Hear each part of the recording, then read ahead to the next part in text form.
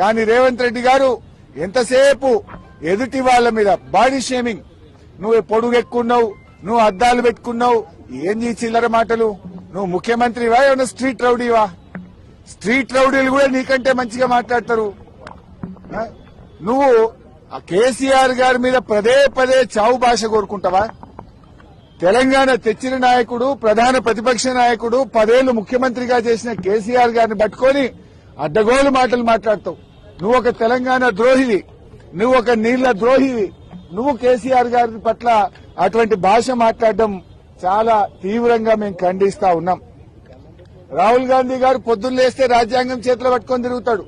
ఇక్కడేమో అసెంబ్లీలో రాజ్యాంగం ఖూనీ అయితా ఉంది. ప్రధాన ప్రతిపక్షానికి మైకే ఇవ్వడం లేదు. అందువల్ల మేమందరం కూడా ఇక ఈ శాసనసభలో కూర్చున్నా వేస్ట్, మైక్ ఇవ్వకుండా ముఖ్యమంత్రిని తిట్టద్దంటాడు. స్పీకర్ గారు ఆన్ రికార్డ్ అక్కడ కూర్చొని మీరు ముఖ్యమంత్రి గారి మీద విమర్శ చేయొద్దు అంటాడు. అనొచ్చా అట్లా స్పీకర్? ముఖ్యమంత్రి గారి మీద మీరు మాట్లాడితే మీ మైక్ కట్ చేస్తా అంటాడు. మరి మేము ఉండేందుకు అసెంబ్లీలో? స్పీకర్ గారి పక్షపాత వైఖరికి నిరసనగా ఈ శాసనసభ ఈ సెషన్ ను బీఆర్ఎస్ పార్టీ బహిష్కరించాలని నిర్ణయం తీసుకున్నది.